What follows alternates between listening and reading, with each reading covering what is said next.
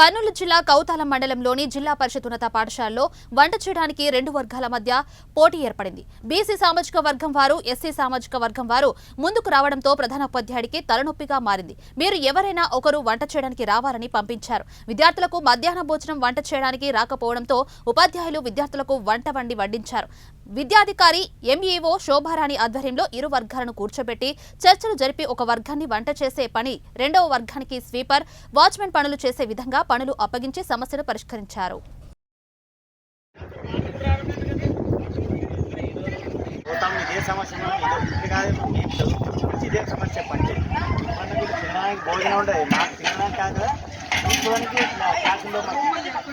చెట్ల కిందే మేము చదివినాం అంటే